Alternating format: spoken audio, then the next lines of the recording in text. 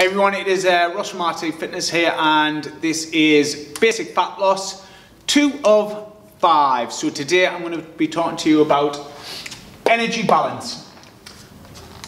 I know it's supposed to be basic fat loss, but I am going to go into a little bit depth in this one, but hopefully you should be able to follow along.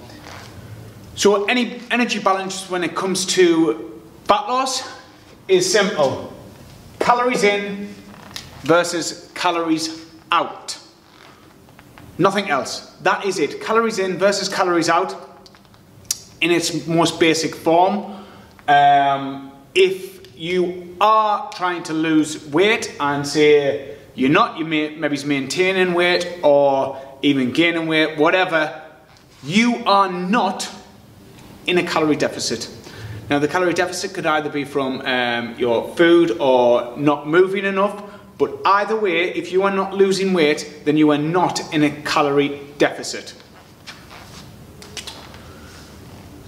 Like I said, this can come from food or exercising anywhere. We all have a base maintenance of calories. So your base maintenance of calories is just your everyday movement, whatever you do. You might train, you might not train, you might just sit on your ass all day, but you are burning calories constantly. Just breathing's obviously burning calories, when you're sleeping you're burning calories. Everything is burning calories, obviously some more than others, and obviously then all the food what you consume, that you put in your caloric intake up, so you're always eating, burning, eating, burning, eating, burn, eating, burn.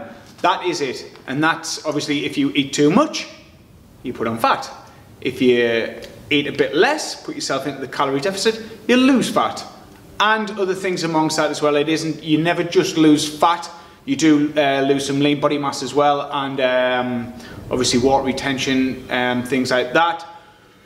But that will be for the next one, where we go into lean body mass and how much we lose with that. But today is just all about your energy balance, calories in versus calories out. So a base maintenance of calories,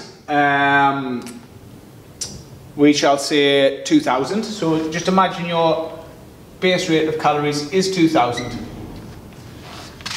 You're wanting to lose weight.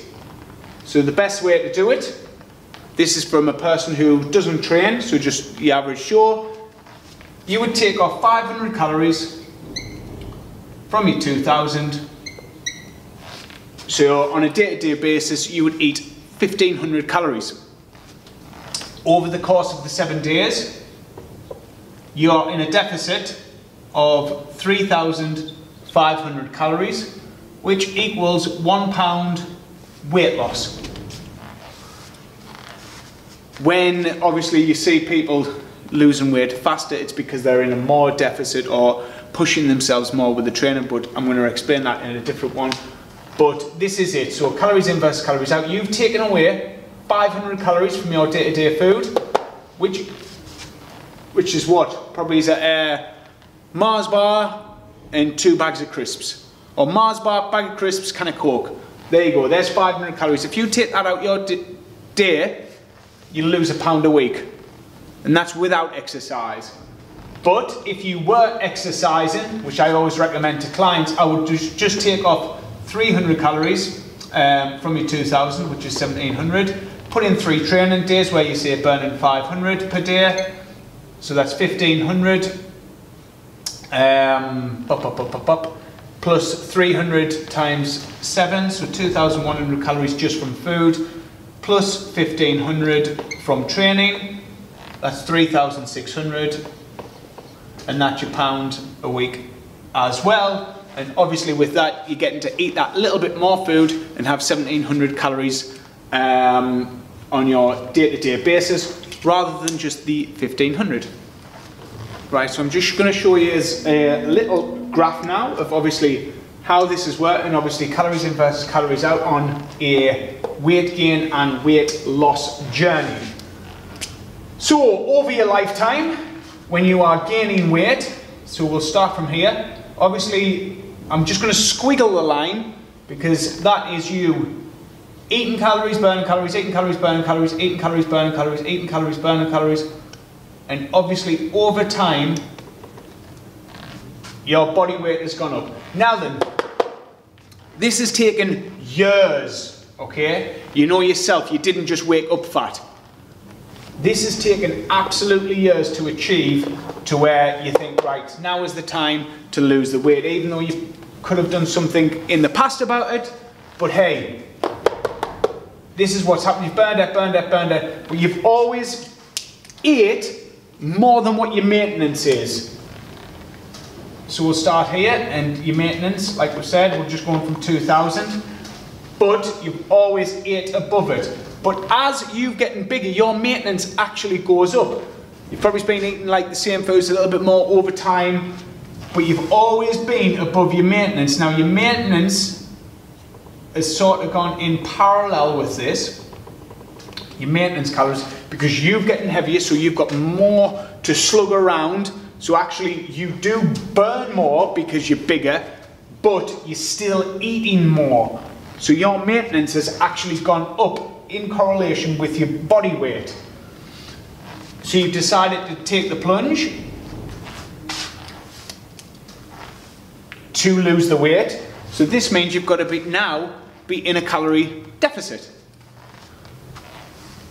So your maintenance is here, so obviously you've got to get under now your maintenance, and as you keep burning all the way down where your body weight is coming down, that means then your maintenance will be coming down at the same time.